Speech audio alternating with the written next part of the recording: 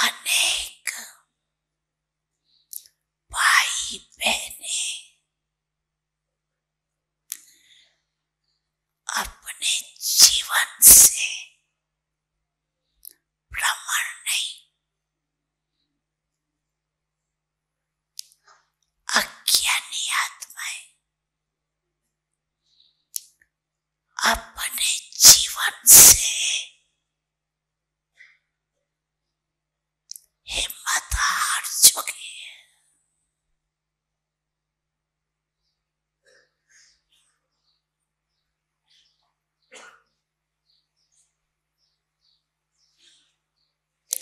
अभी उन्हों को हिम्मत के पंख लगाने पड़ेंगे।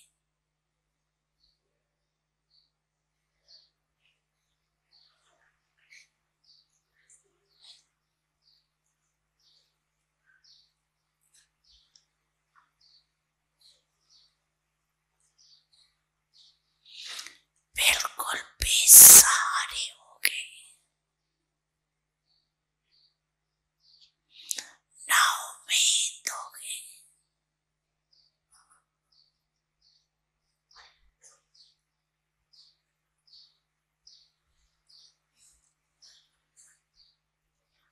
तो ये रहम दिल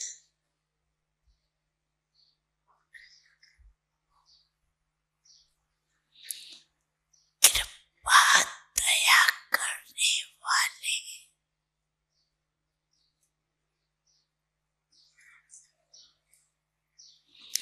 विश्व के आत्माओं के इष्ट देव आत्माएं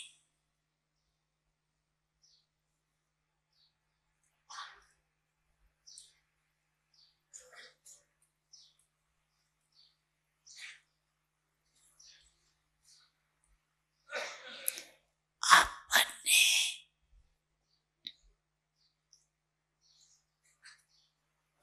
शुभ भावना,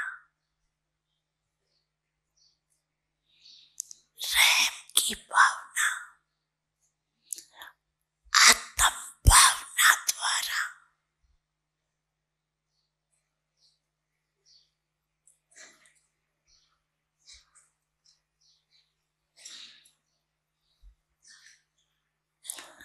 औरों की भावना पूर्ण करो। निमित्त आत्माएं हो, पूर्वज हो, पूज्य हो,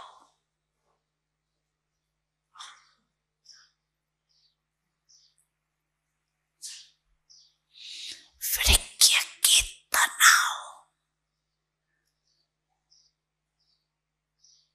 फाउंडेशन हो,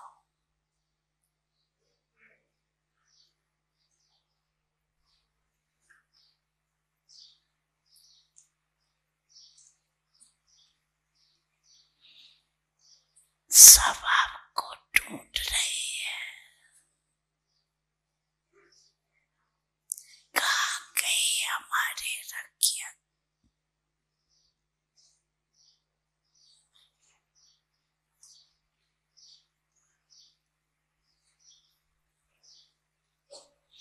कहाँ गए हमारे इष्ट देव?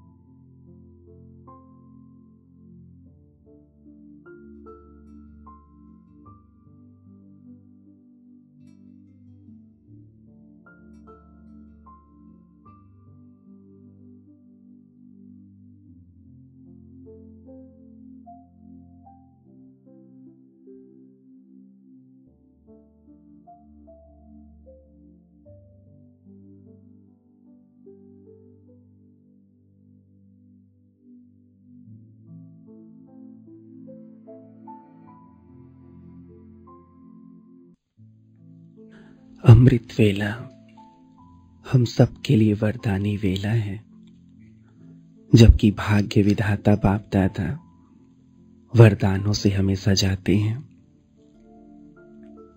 अपनी मन बुद्धि को पूरी तरह इस अमृत वेले में सामूहिक रूप से एक एक संकल्प पर हम अच्छी एकाग्रता के साथ बाबा से मिलन का आनंद लेंगे।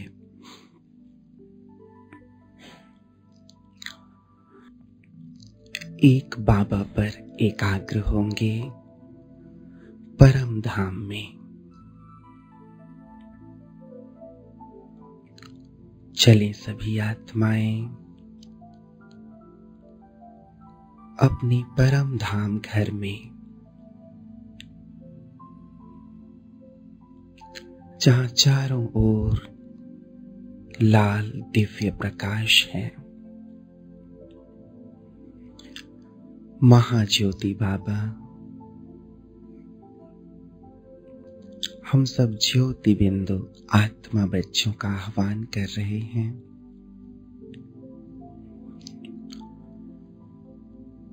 परम धाम में एक महाज्योति के स्वरूप पर एकाग्र होंगे।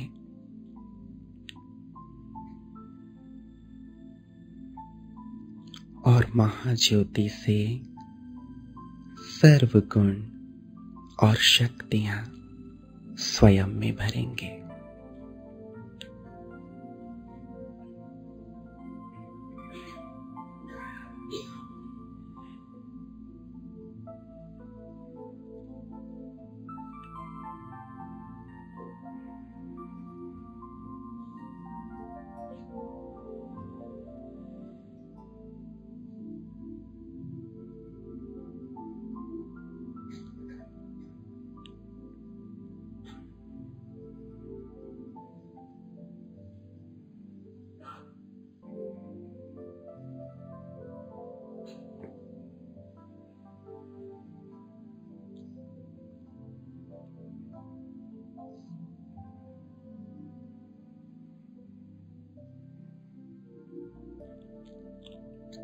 मम्मा बाबा को अपने सामने देखें।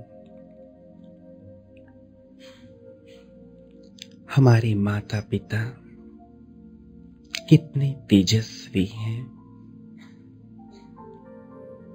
त्याग, तपस्या और सेवा की मूर्ति हैं।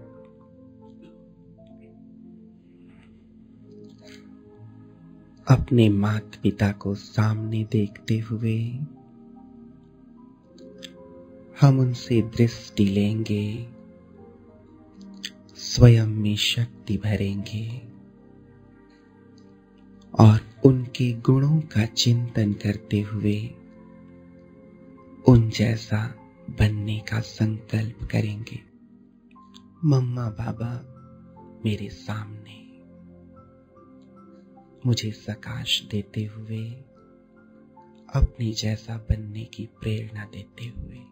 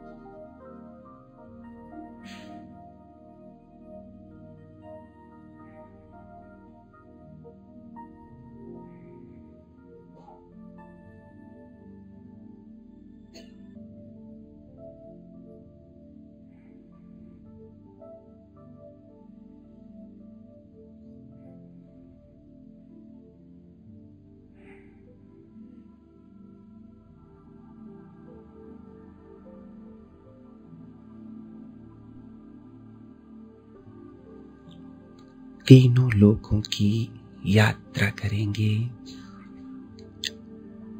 रूहानी यात्रा बाबा कहते हैं आने और जाने का अभ्यास करो। ये तीनों लोग हमें तीन कमरे की तरह प्रतीत हों। अभी अभी सूक्ष्म वतन, अभी अभी मूल वतन, तीनों लोगों की यात्रा।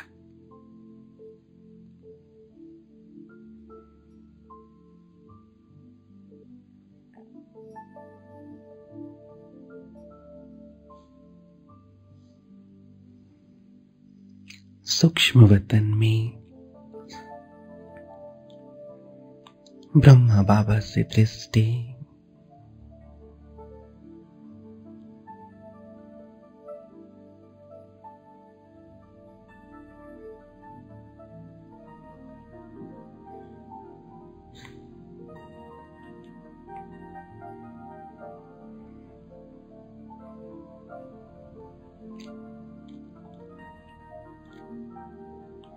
फिर परम धाम अपने विदेही स्वरूप में।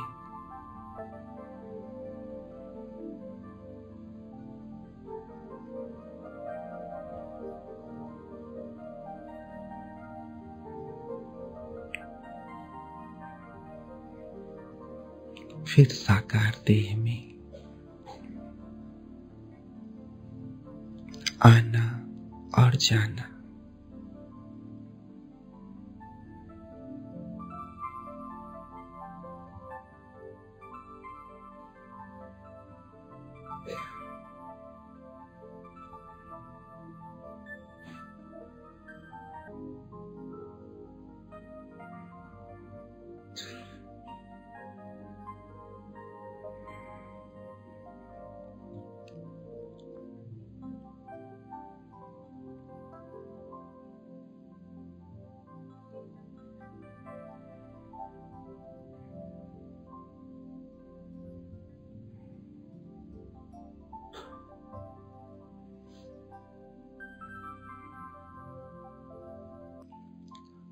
मधुबन के चारों धामों की अपने मन बुद्धि से यात्रा करें।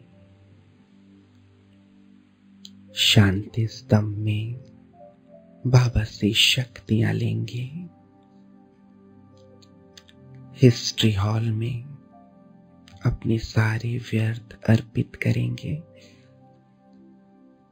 बाबा की कुटिया में रूह रिहान और बाबा के कमरे में बाप समान बनने का दृढ़ संकल्प। चारों धामों की यात्रा करेंगे।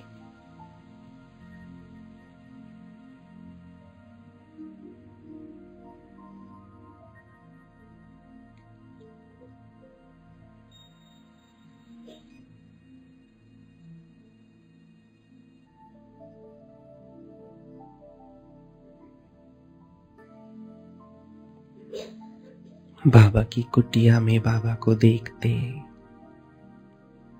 या बाबा के कमरे में बाबा से मिलते,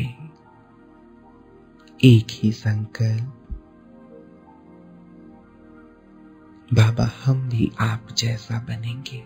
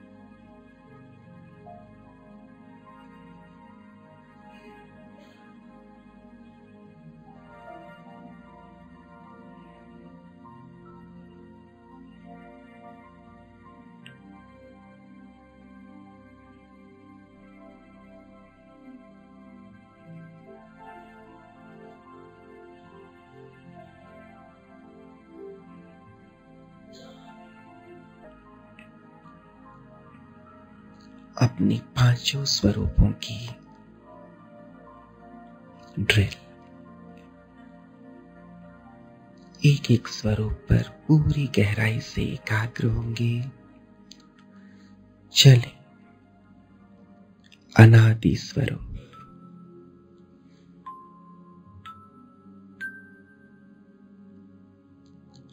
परम धाम में बिल्कुल अपनी बीज रूप स्थिति में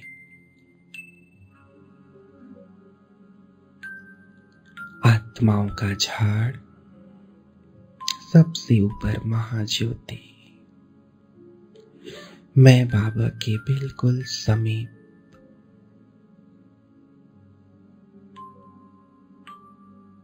अनादि स्वरूप।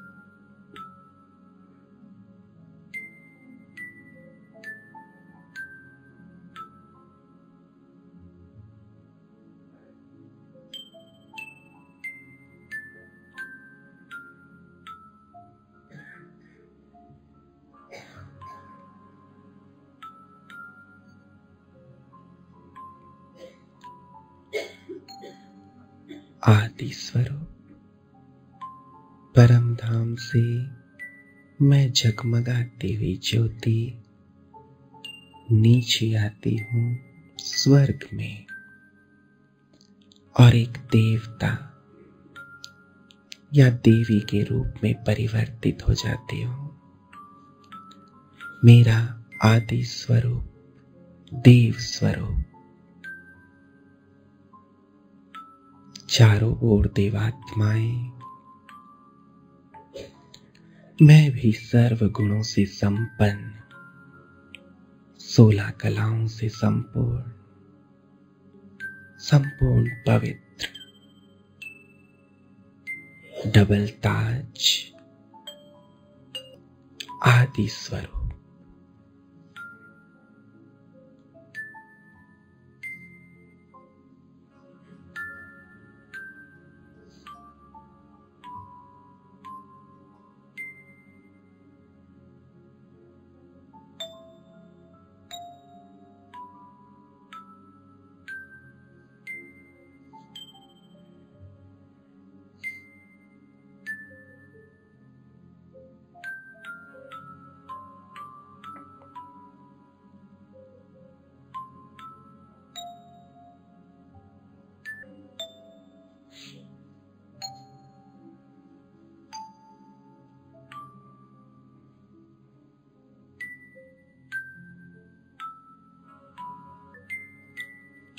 मध्य स्वरूप,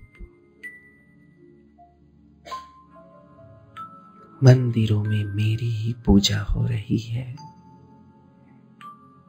मैं ही इष्ट देव, इष्ट देवी हूं।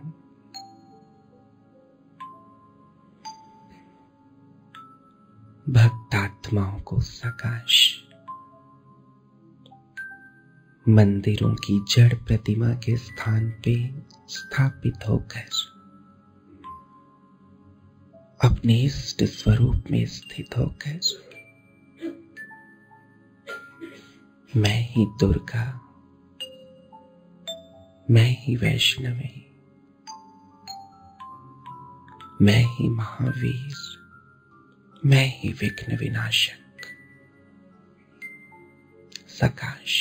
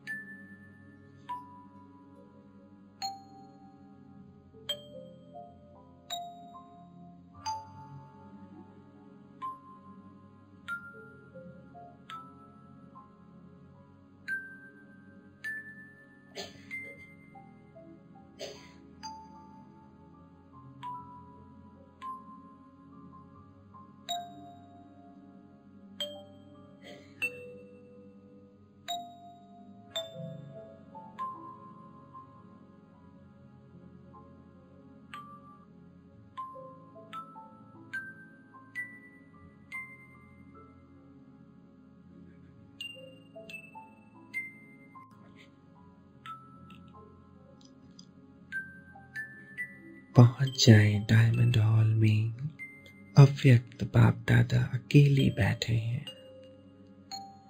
कोई नहीं, बस मैं बाबा के सामने, बाबा की दृष्टि लेते हुए, बाबा से वरदान लेते हुए, उनके बेहद समीप, बस मैं और बाबा।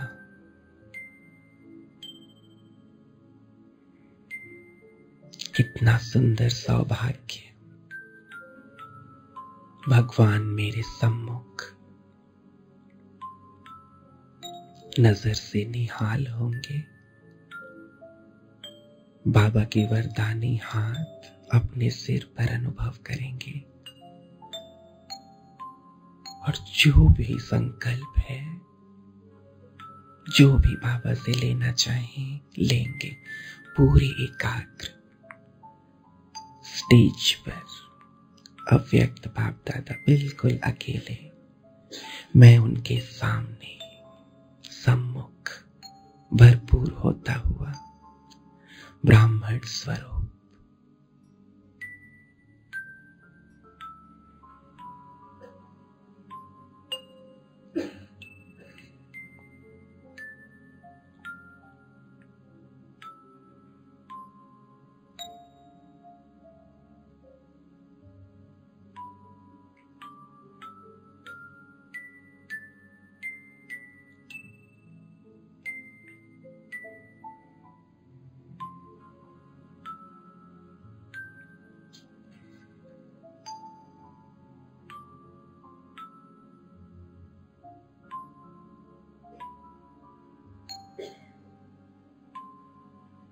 बाप दादा ने अपने आशीर्वाद का हाथ मेरे सिर पर रख दिया है और वरदानों से मुझे संपन्न कर रहे हैं। मेरे बच्चे विजयी भव, बाप समान भव, मास्टर सर्वशक्तिवान भव।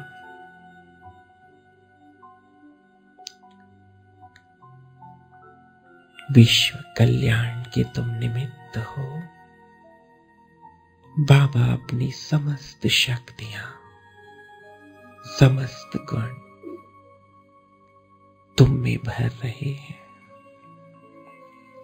फील करेंगे बाबा के हाथों से सर्व शक्तियां, सर्व गुण मुझ आत्मा में समाते जा रहे हैं।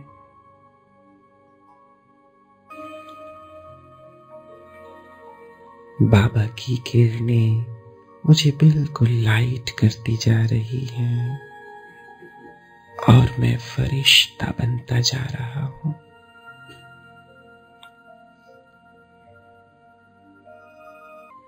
और अपने स्वरूप को देखें, मैं बिल्कुल डबल लाइट फरिश्ता बन गया हूं, प्रकाशमय फरिश्ता।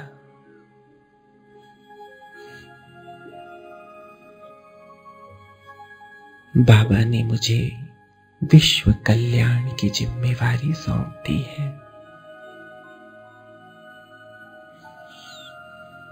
तो मैं फरिश्ता अब सारे विश्व को सकाश दूंगा, सकाश देंगे हम।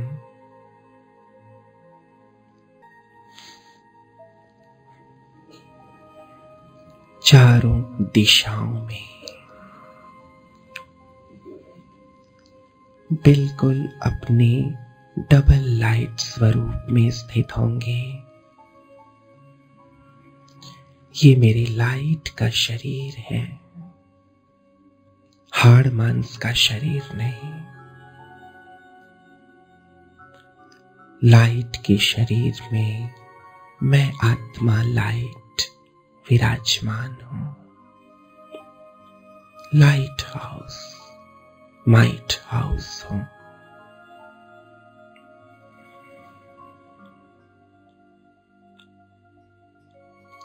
जितनी भी आत्माएं हैं उन सब आत्माओं को लाइट और माइट प्रदान करेंगे जो बाबा ने हमें प्रदान की है। अनुभव करें, मेरी दृष्टि से, मेरी भ्रिकुटी से, मेरे अंग अंग से लाइट और माइट निकलकर इस दिशा में दूर दूर तक जा रही है। जाने दें, पृथ्वी के अंत तक जाने दें। इस दिशा में सभी आत्माओं को बाबा से ली हुई लाइट और माइट प्रदान करेंगे, सकाश देंगे।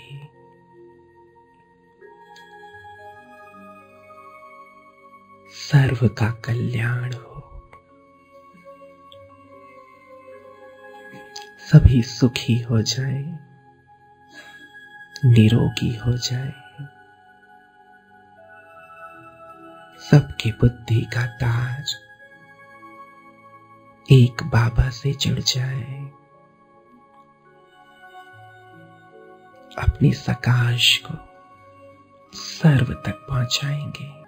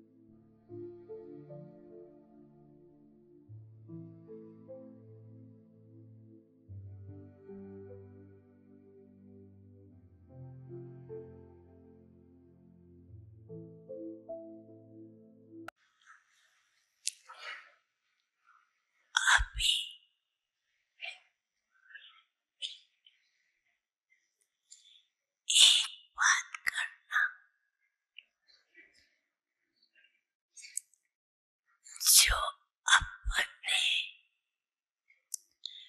मन को बिजी रखने के लिए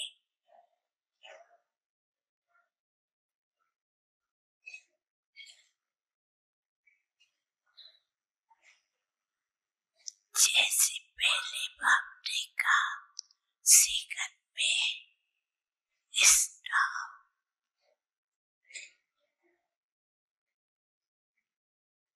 बिंदु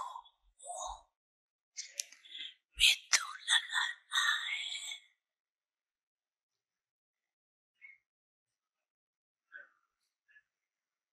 और सबको बिंदु रूप में देखना है।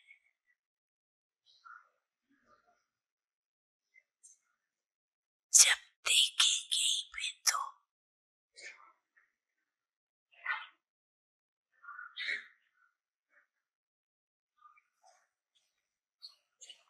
तो और कोई भी संकल्प नहीं चले,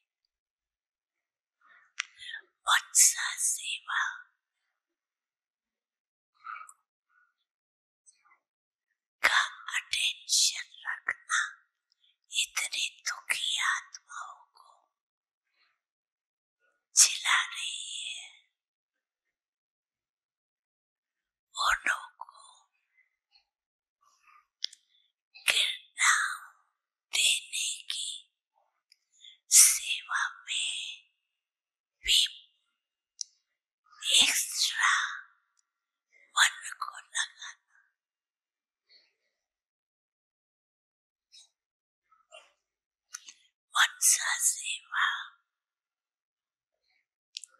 बहुत श्रेष्ठ सेवा है, दुखियों का भी फायदा और आपका अपना भी फायदा, डबल फायदा। जैसे वाचा से सेवा करते हो और सेवा बढ़ती भी जाती है, दिल से करते हो, संख्या भी बढ़ती जाती है, सेंटर भी बढ़ते जाते हैं। वाचा की सेवा मेजॉरिटी की ठीक है, सभी की नहीं, मेजॉरिटी। ऐसे अभी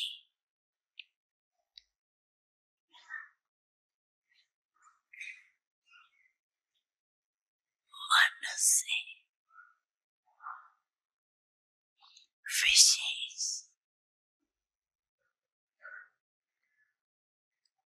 आत्माओं को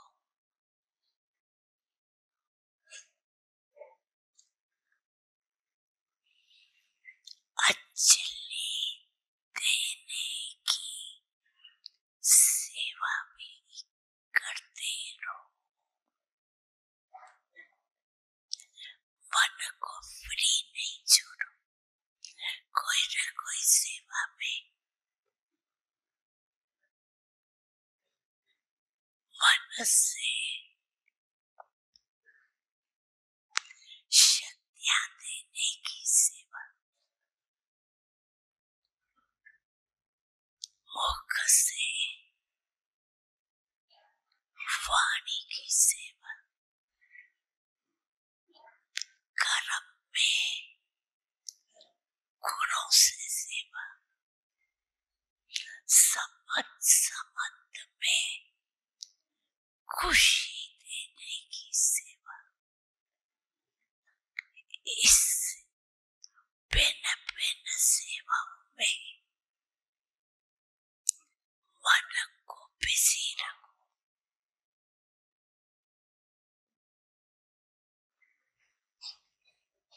क्योंकि सारे विश्व में रिचेस्ट आत्माएं कौन सी है? आप ही हो ना।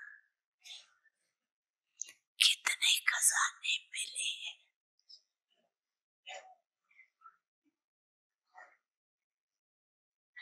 तो हर खजाने से सेवा करो। खजाने को जितना सेवा में लगाएंगे उतने खजाने बढ़ते जाएंगे।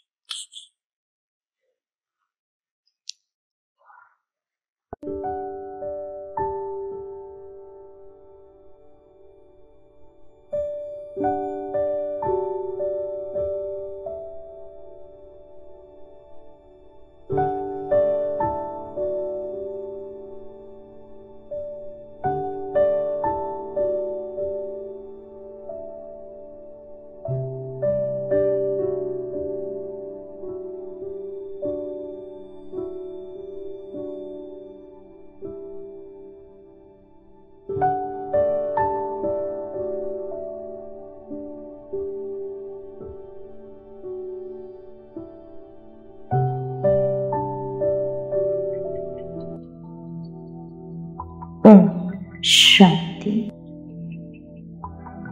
आज हम सभी मिलके आकाश तत्व को सकाश देंगे।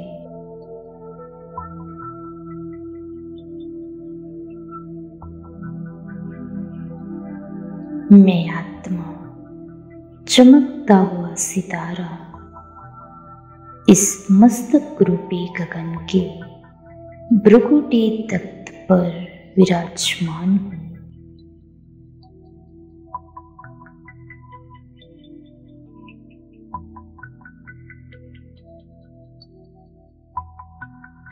मुझ आत्मा में अनंत शक्ति समाई हुई है।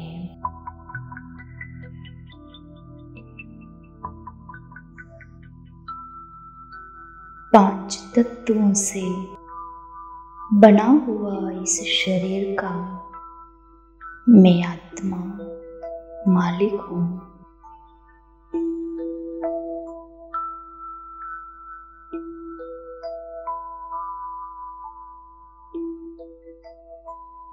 इस सृष्टि नाटक मंच पर मैं आत्मा परमात्मा की सर्वश्रेष्ठ रचना हूँ।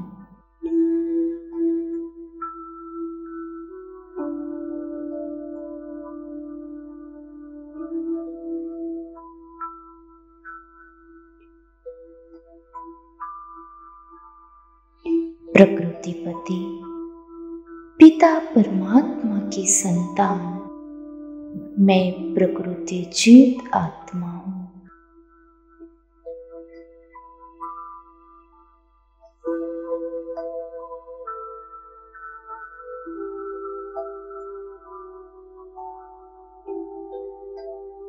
अब मैं आत्मा इस देह और देह के सर्व बंधनों से स्वयं को मुक्त कर रही हूँ।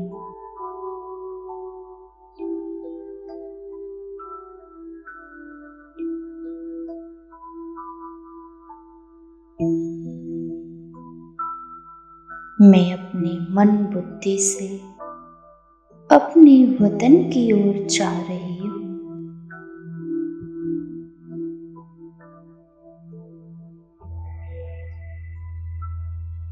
इस समस्त भूमंडल से ऊपर प्रकाशमय सूक्ष्म वतन में मैं आत्मा पहुंच गई हूँ।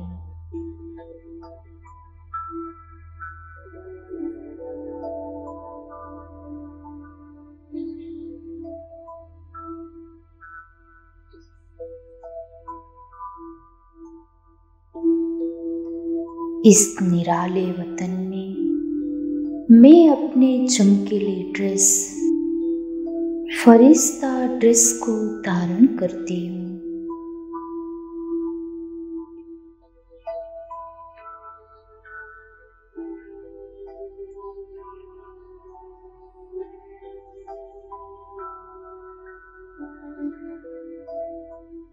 मैं फरिश्ता हूँ, बहुत ही लाइट और प्रकाशमय हूँ।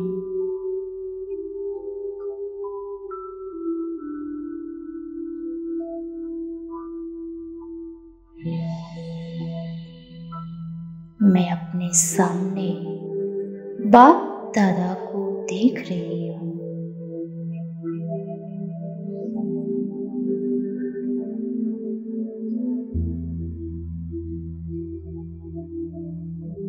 बाबा अपनी मीठी दृष्टि से मुझ फरिश्ते को निहार रहे हैं।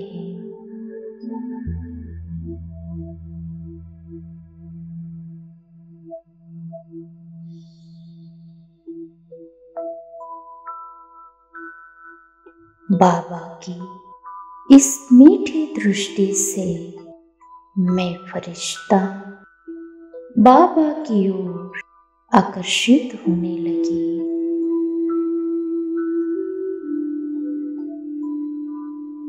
और बाबा की बाहों में समा गई।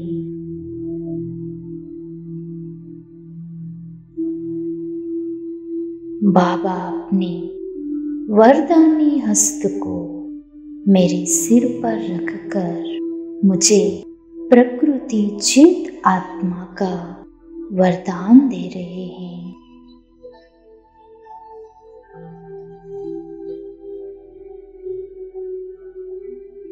बाबा के वरदान को प्राप्त करते ही मैं उस स्वरूप में स्थित हो गई।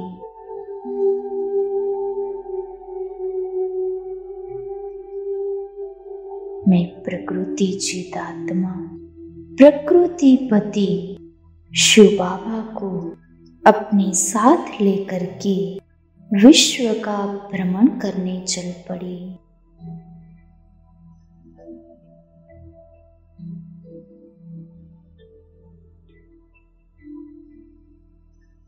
मैं फरिश्ता ग्लोब के ऊपर पहुंच गया हूं।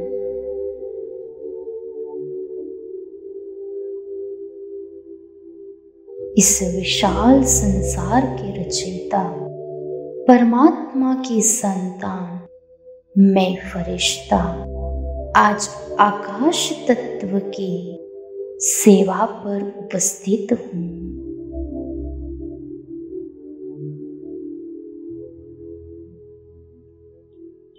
आकाश तत्व मेरे सामने इमर्ज हो गया है।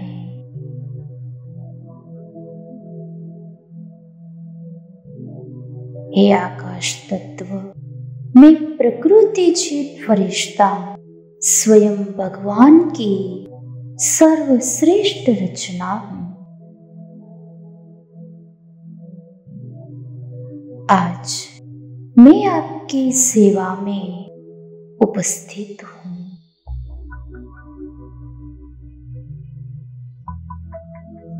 हे आकाश तत्व, प्रकृति के 5 तत्वों में आपका एक अनोखा पार्ट है।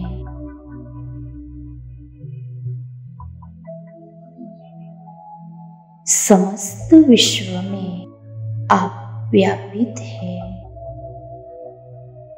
सारे सितारे, सूर्य, चांद और अन्य ग्रह सभी आप में समाये हुए हैं। आप इस धरती के आकर्षण शक्ति से भी पार हो।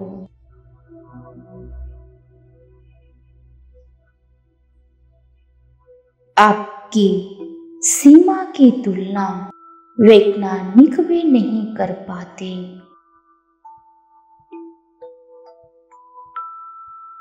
आप अति विशाल और गंभीर हैं। आपने मानव को अनेक सुख सुविधाएं प्रदान किया है। आप में अनेक सौंदर्य समाया हुआ है, जैसे कि सवेरे सवेरे उदय होता हुआ सूर्य की रोशनी, उड़ते हुए पंछियों का झुंड, रंग बिरंगी इंद्रधनुष, रात में चमकते हुए सितारे, चंद्रमा की शीतल छाया, ऐसे अनेक प्रकार के आकर्षण से आप हमें आकर्षित करते हैं।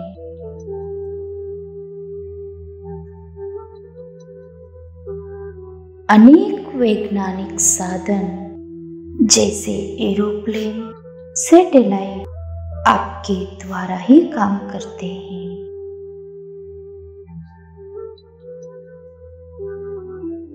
हे आकाश तत्व, काल चक्र में आते हुए अनेक परिवर्तन के कारण आज प्रकृति दूषित हो गई है।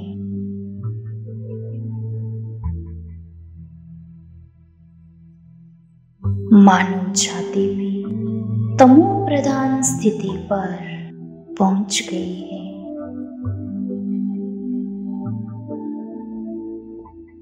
इसके कारण मनुष्य आत्माएं अपने विवेकता को खो बैठे हैं।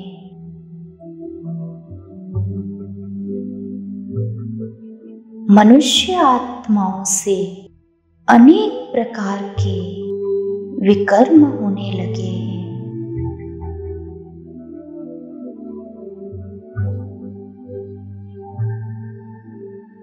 इससे प्रकृति पर असर बढ़ने लगी है।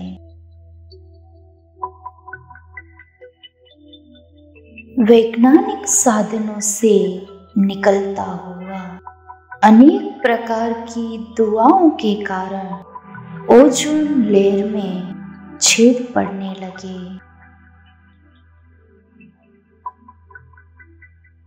यह ओजोन लेयर सर्व प्राणियों को नकारात्मक किरणों से बचाने का काम करता है। इस ओजोन लेयर में छेद बढ़ने के कारण सूर्य से निकलते हुए कुछ हानिकारक किरणें धरती पर पड़ रहा है।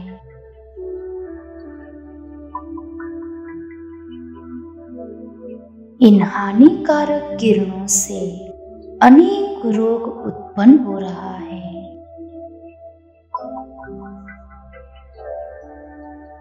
हे आकाश तत्व, आज मैं फरिश्ता आपको इस अशुद्धता से मुक्त करने आया हूँ।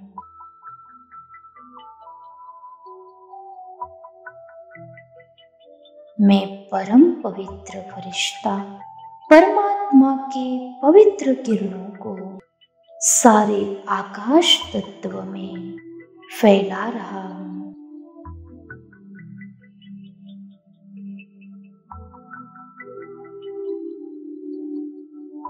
अपने पिता परमात्मा को अपने साथ लेकर के मैं फरिश्ता सारे विश्व में भ्रमण कर रहा हूँ।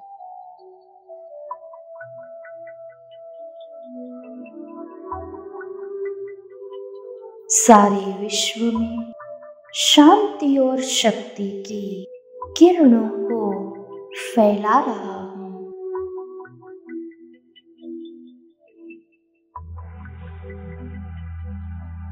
चारों तरफ भ्रमण करता हुआ मैं फरिश्ता परमात्मा के लाइट और माइट की किरणों को, प्यार और स्नेह की किरणों को पूरे विश्व में फैला रहा हूँ।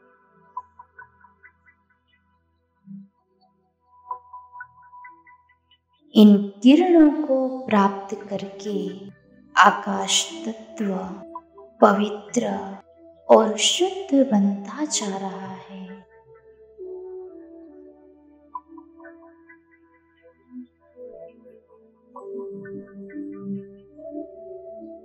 वह फिर से अपनी असली संपूर्ण और पवित्र स्थिति को प्राप्त कर रहा है।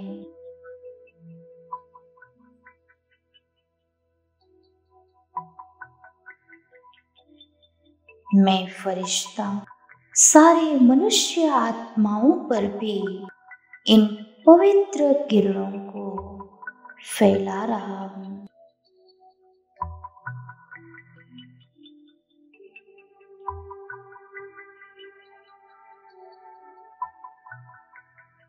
इन पवित्र किरणों को प्राप्त करके मानव की बुद्धि विकसित होने लगी है।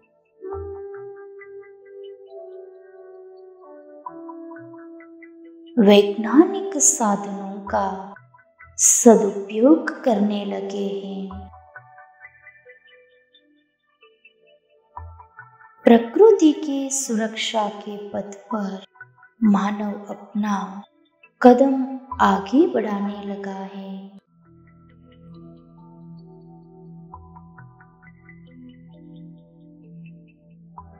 इस महान परिवर्तन से प्रकृति में संतुलन आने लगा है।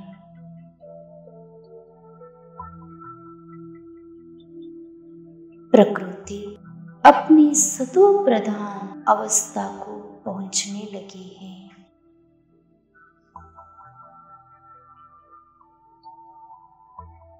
इस सुंदर सेवा का अवसर देने के लिए मैं फरिश्ता अपने पिता परमात्मा को धन्यवाद करता हूँ।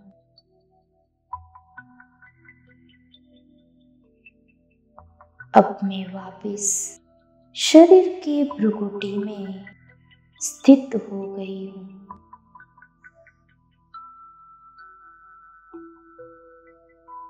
परमात्मा से प्राप्त हुए दिव्य शक्तियों की किरणें मेरे इस पूरे देह में फैल रही है।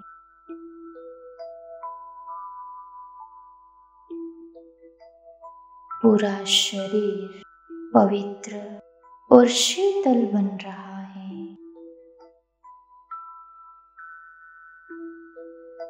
मेरा मन शांत चित्त हो गया है। यह दिव्य किरणें मेरे चारों ओर फैलने लगी है।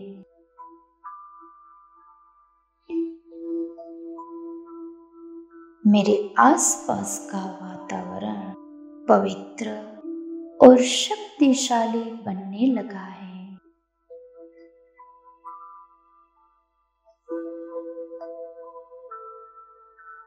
जो भी आत्माएं इस आभा मंडल के पास पहुंच रही है, उन्हें शांति और शक्ति की महसूसता होने लगी है।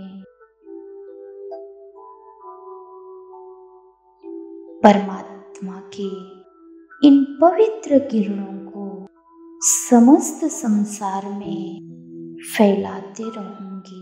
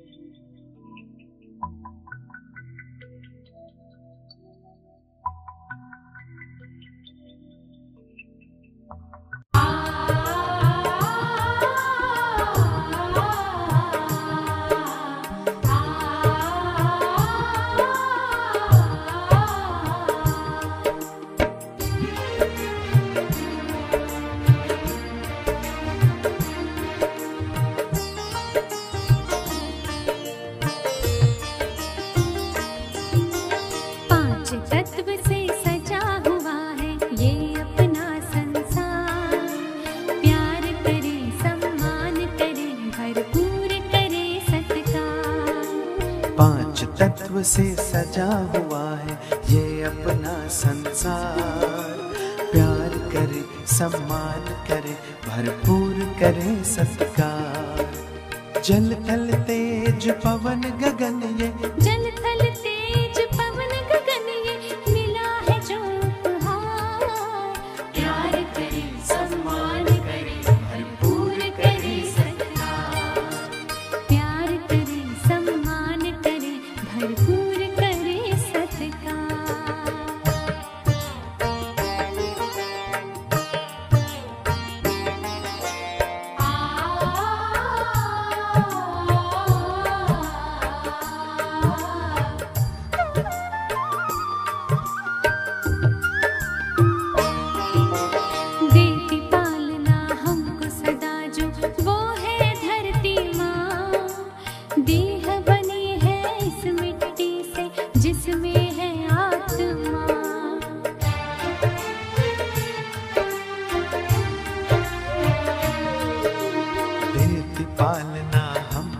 खुदा जो वो है धरती माँ। देह बनी है इस मिट्टी से जिसमें है आत्मा। ज्योति बिंदु है रूप हमारा, शांति है संस्कार। ज्योति बिंदु है रूप हमारा, शांति है संस्कार। प्यार करे, सम्मान करे, भरपूर करे सत्कार। प्यार करे, सम्मान करे, भरपूर करे सत्कार।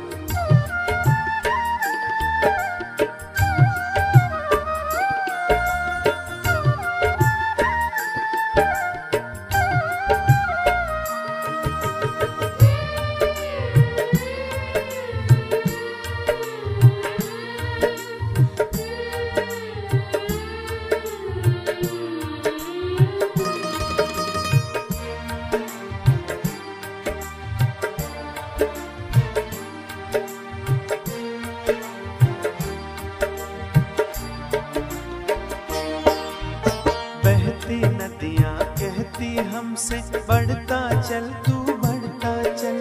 बहती नदियाँ कहती हमसे बढ़ता चल, तू बढ़ता चल। महकी पवन सा नील गगन में उड़ता चल, तू उड़ता चल। महकी पवन सा नील गगन में उड़ता चल, तू उड़ता चल। निर्मल शीतल जल सावन कर बनना तारणहार। प्यार करे, सम्मान करे, भरपूर करे सत्कार। प्यार करे, सम्मान करे, भरपूर करे सत्कार।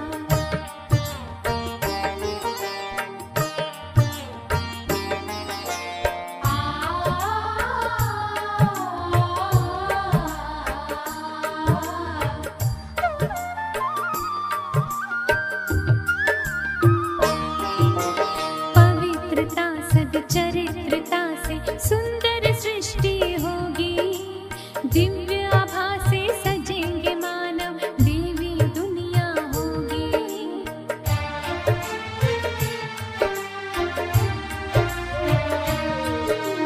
पवित्रता सच्चरित्रता से सुंदर सृष्टि होगी।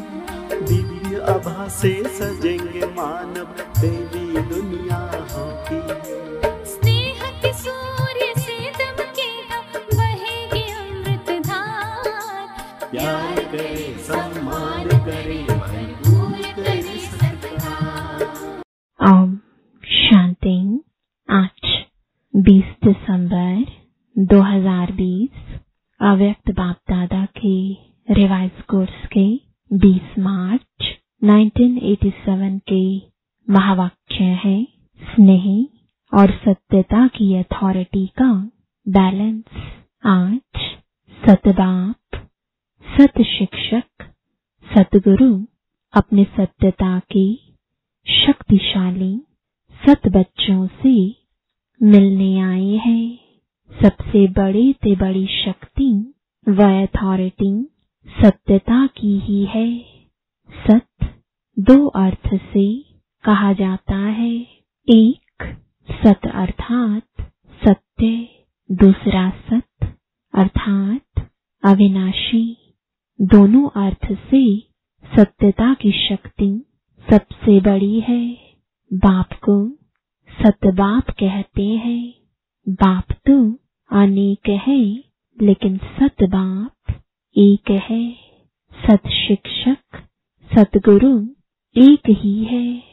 सत्य को ही परमात्मा कहते हैं, अर्थात परम आत्मा की विशेषता सत्य अर्थात सत्य है। आपका गीत भी है, सत्य ही शिव है। दुनिया में भी कहते हैं सत्यम शिवम सुंदरम। साथ साथ बाप परमात्मा के लिए सत्यचित आनंद स्वरूप कहते हैं। आप आत्माओं को सत्यचित आनंद कहते हैं। तो सत शब्द की महिमा बहुत गाई हुई है और कभी भी कोई भी कार्य में अथॉरिटी से बोलते तो यही कहेंगे मैं सच्चा हूँ, इसलिए अथॉरिटी से बोलता हूँ। सत्य के लिए गायन है, सत्य की नाव डोलेगी लेकिन डूबेगी नहीं। आप लोग भी कहते हो सच तो बीठो नच। सच्चा अर्थात सत्यता की शक्ति वाला सदा नाचता रहेगा, कभी मुरझाएगा नहीं, उलझेगा नहीं, घबराएगा नहीं, कमजोर नहीं होगा। सत्यता की शक्ति वाला सदा खुशी में नाचता रहेगा, शक्तिशाली होगा, सामना करने की शक्ति होगी, इसलिए घबराएगा नहीं। सत्यता को सोने के समान कहते हैं, असत्य को मिट्टी के समान कहते हैं। भक्ति में भी जो परमात्मा की तरफ लगन लगाते हैं उन्हों को सत्संगी कहते हैं। सत्य का संग करने वाले हैं। और लास्ट में जब आत्मा शरीर छोड़ती है तो भी क्या कहते हैं? सतनाम संग है। तो सत्य अविनाशी, सत्य सत्य है। सत्यता की शक्ति महान शक्ति है। वर्तमान समय मेजॉरिटी लोग आप सबको देखकर क्या कहते हैं? इन्हों में सत्यता की शक्ति है, तब इतना समय वृद्धि करते हुए चल रहे हैं। सत्यता कभी हिलती नहीं है, अचल होती है। सत्यता वृद्धि को प्राप्त करने की विधि है। सत्यता की शक्ति से सतयुग बनाते हो।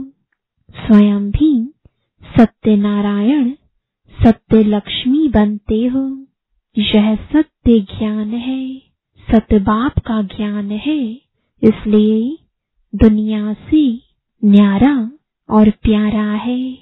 तो आज बाप दादा सभी बच्चों को देख रहे हैं कि सत्य ज्ञान की, सत्यता की अथॉरिटी कितनी धारण की है।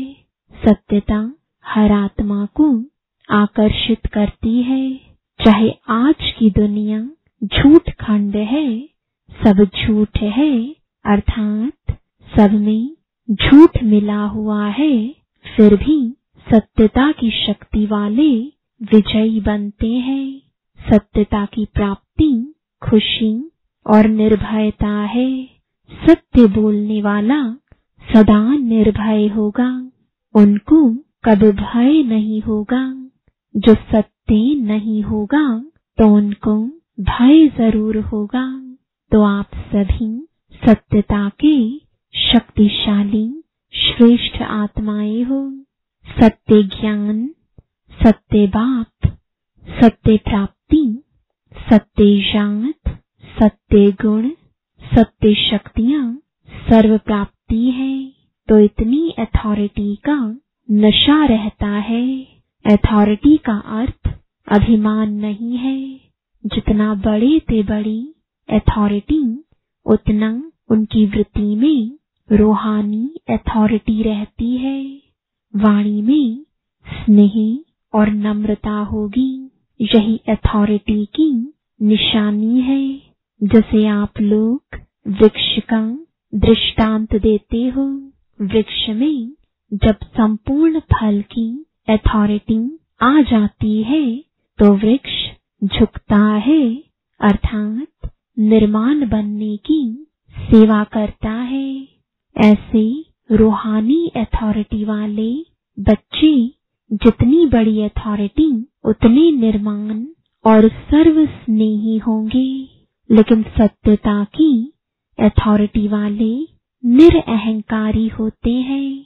तो अथॉरिटी भी हो, नशा भी हो और निरअहंकारी भी हो, इसको कहते हैं सत्य ज्ञान का प्रत्यक्ष स्वरूप। जैसे इस झूठ खंड के अंदर ब्रह्मा बाप सत्यता की अथॉरिटी का प्रत्यक्ष साकार स्वरूप देखा ना।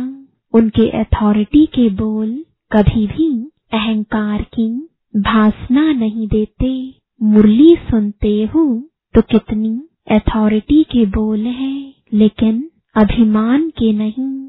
अथॉरिटी के बोल में स्नेह समाया हुआ है, निर्माणता है, निरअहंकार है, इसलिए अथॉरिटी के बोल प्यारे लगते हैं। सिर्फ प्यारे नहीं लेकिन प्रभावशाली होते हैं। फॉलो फादर है ना, सेवा में व कर्म में फॉलो ब्रह्मा बाप है, क्योंकि साकारी दुनिया में साकार एग्जाम्पल है, सैंपल है। तो जैसे ब्रह्मा बाप को कर्म में, सेवा में, सूरत से, हर चलन से चलता फिरता अथॉरिटी स्वरूप देखा, ऐसे फॉलो फादर करने वाले में भी स्नेह और अथॉरिटी, निर्माणता और महानता दोनों साथ साथ दिखाई दे। ऐसे नहीं सिर्फ स्नेह दिखाई दे और अथॉरिटी गुम हो जाए, या अथॉरिटी दिखाई दे और स्नेह गुम हो जाए।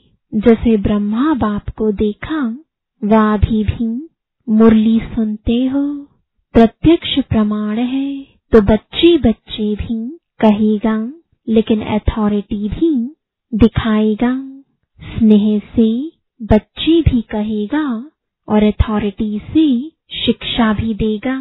सत्य ज्ञान को प्रत्यक्ष भी करेंगे, लेकिन बच्चे बच्चे कहते नया ज्ञान सारा स्पष्ट कर देंगे। इसको कहते हैं स्नेह और सत्यता की अथॉरिटी का बैलेंस। तो वर्तमान समय सेवा में इस बैलेंस को अंडरलाइन करो। धरनी बनाने के लिए स्थापना से लेकर अब तक 50 वर्ष पूरे हो गए। विदेश की धरनी भी अब काफी बन गई है। भल 50 वर्ष नहीं हुए हैं, लेकिन बने बनाए साधनों पर आए हो। इसलिए शुरू के 50 वर्ष और अब के 5 वर्ष बराबर है। डबल विदेशी सब कहते हैं हम last so fast so first है। तो समय में भी फास्ट सो फर्स्ट होंगे ना। निर्भय की अथॉरिटी जरूर रखो। एक ही बाप का नया ज्ञान सत्य ज्ञान है, और नए ज्ञान से नई दुनिया स्थापन होती है। यह अथॉरिटी और नशा स्वरूप में इमर्ज हो। 50 वर्ष तो मर्ज रखा, लेकिन इसका अर्थ यह नहीं कि जो भी आवे उनको पहले से ही नए ज्ञान की नई बातें सुनाकर कंफ्यूज कर दो। यह भाव नहीं है। धरनी, नफ्स, समय यह सब देख करके ज्ञान देना, यही नॉलेजफुल की निशानी है। आत्मा की इच्छा देखो, नब्ज देखो, धरनी बनाओ, लेकिन अंदर सत्यता की, निर्भयता की शक्ति जरूर हो। लोग क्या कहेंगे यह भय ना हो। निर्भय बन धरनी भल बनाओ। कई बच्चे समझते हैं यह ज्ञान तो नया है। कई लोग समझ ही नहीं सकेंगे, लेकिन बेसमझ को ही तो समझाना है। यह जरूर है जैसा व्यक्ति वैसी रूपरेखा बनानी पड़ती है, लेकिन व्यक्ति के प्रभाव में नहीं आ जाओ। अपने सत्य ज्ञान की अथॉरिटी से व्यक्ति को परिवर्तन करना ही है। यह लक्ष्य नहीं भूलो। अब तक जो किया वह ठीक था, करना ही था, आवश्यक था, क्योंकि धरनी बनानी थी। लेकिन कब तक धरनी बनाएंगे और कितना समय चाहिए? दवाई भी दी जाती है तो पहले ही ज्यादा ताकत की नहीं दी जाती, पहले हल्की दी जाती, लेकिन ताकत वाली दवाई दो ही नहीं, हल्की पर ही चलाते चलो, यह नहीं करो। किसी कमजोर को हाई पावर वाली दवाई दे दी तो यह भी रॉन्ग है। परखने की भी शक्ति चाहिए, लेकिन अपने सत्य नए ज्ञान की अथॉरिटी जरूर चाहिए। आपकी सूक्ष्म अथॉरिटी की वृत्ति ही उन्हों की वृत्तियों को चेंज करेगी, यही धरनी बनेगी। और विशेष जब सेवा कर मधुबन तक पहुंचते हो तो कम से कम उन्हों को यह जरूर मालूम पड़ना चाहिए, इस धरनी पर उन्हों की भी धरनी बन जाती है। कितनी भी कलराठी धरनी हो, किस भी धर्म वाला हो, किस भी पोजीशन वाला हो, लेकिन इस धरनी पर वह भी नर्म हो जाते हैं। और नर्म धरनी बनने के कारण उसमें जो भी बीज डालेंगे उसका फल सहज निकलेगा। सिर्फ डरो नहीं, निर्भय जरूर बनो, युक्ति से दो। ऐसा ना हो कि वह आप लोगों को यह उल्हाना दे कि ऐसी धरनी पर भी मैं पहुंचा, लेकिन यह मालूम नहीं पड़ा कि परमात्म ज्ञान क्या है।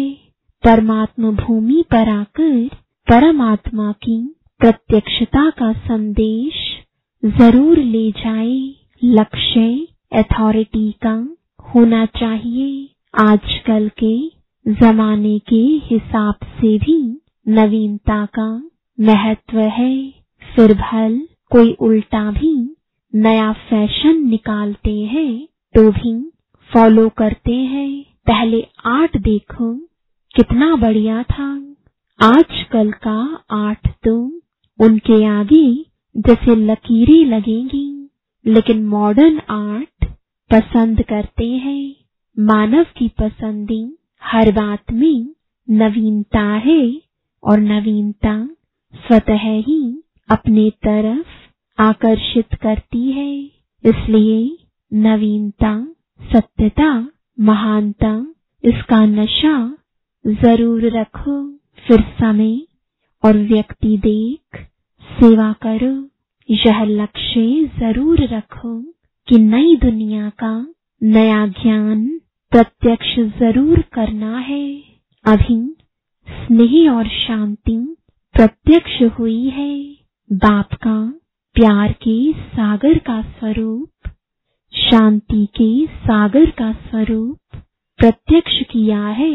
लेकिन ज्ञान स्वरूप आत्मा और ज्ञान सागर बाप है। इस नए ज्ञान को किस ढंग से देवें, उसके प्लान्स अभी कम बनाए हैं। वह भी समय आएगा जो सभी के मुख से यह आवाज निकलेगा कि नई दुनिया का नया ज्ञान यह है। अभी सिर्फ अच्छा कहते हैं, नया नहीं कहते।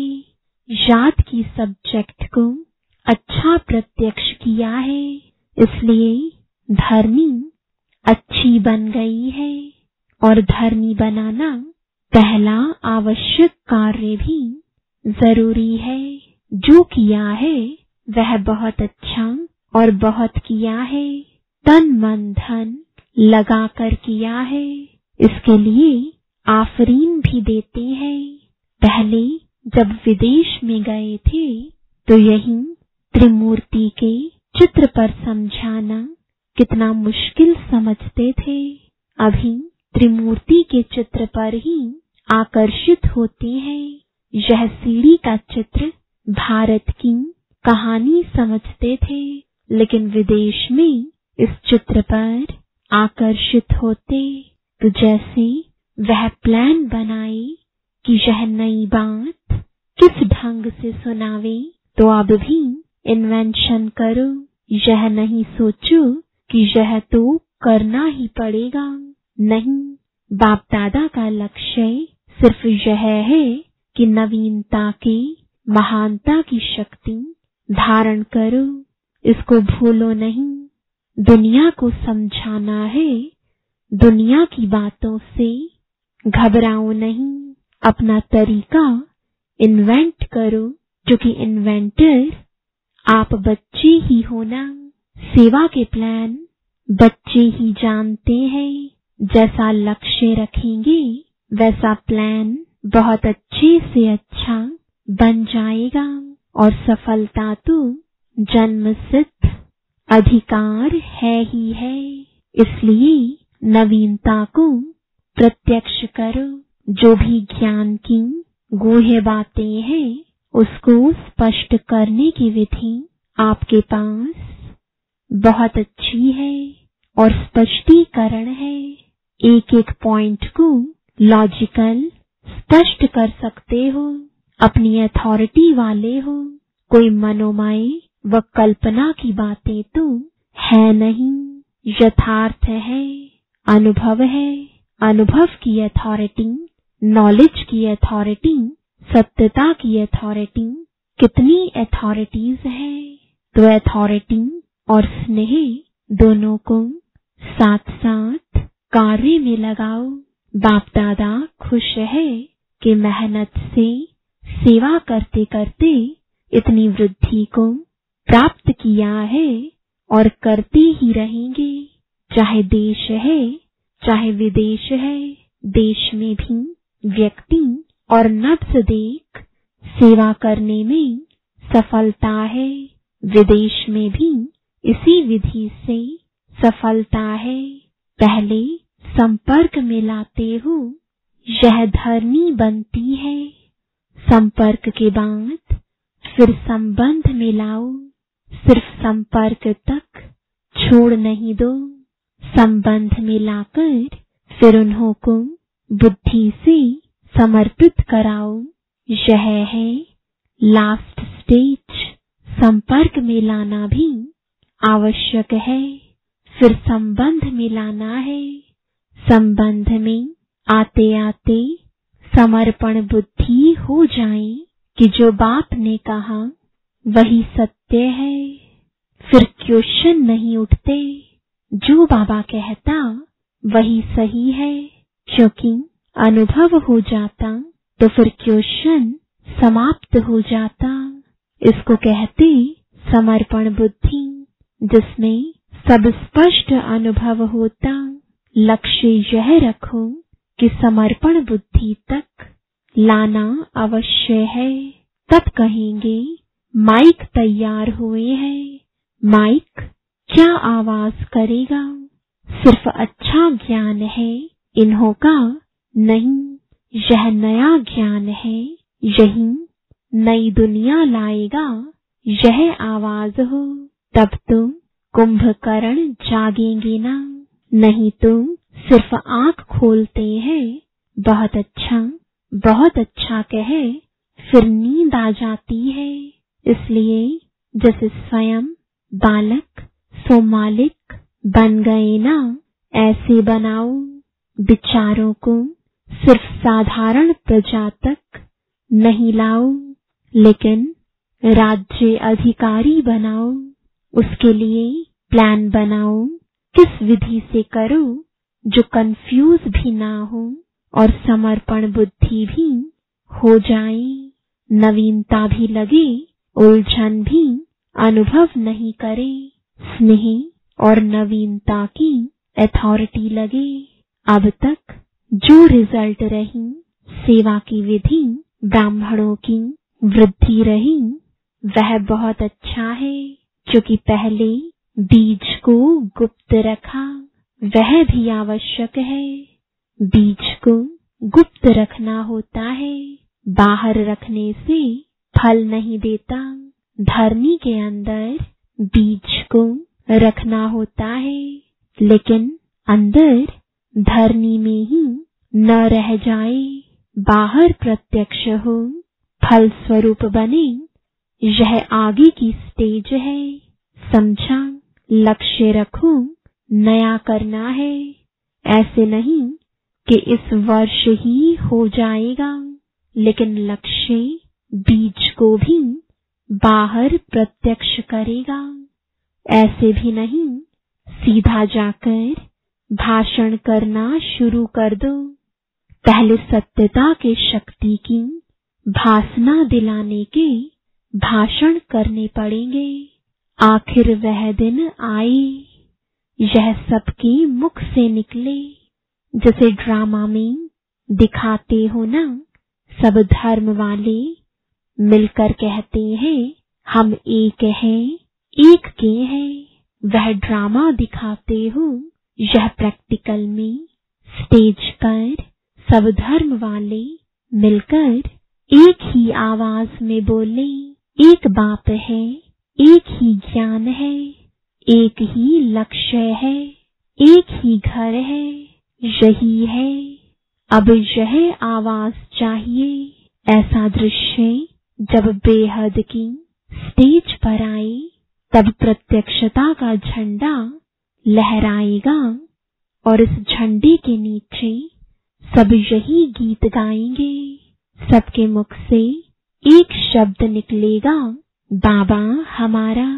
तब कहेंगे प्रत्यक्ष रूप में शिवरात्रि मनाई, अंधकार खत्म हो, गोल्डन मॉर्निंग के नजारे दिखाई देंगे। इसको कहते हैं आज और कल का खेल। आज अंधकार, कल गोल्डन मॉर्निंग। यह है लास्ट पर्दा। समझा? बाकी जो प्लान बनाए हैं वह अच्छे हैं। हर एक स्थान की धरनी प्रमाण प्लान बनाना ही पड़ता है। धरनी के प्रमाण विधि में कोई अंतर भी अगर करना पड़ता है तो ऐसी कोई बात नहीं है। लास्ट में सभी को तैयार कर मधुबन धरनी पर छाप जरूर लगानी है। भिन्न भिन्न वर्ग को तैयार कर स्टैंप यानी छाप जरूर लगानी है। पासपोर्ट पर भी स्टैंप लगाने सिवाय जाने नहीं देते हैं ना, तो स्टैंप यहाँ मधुबन में ही लगेगी।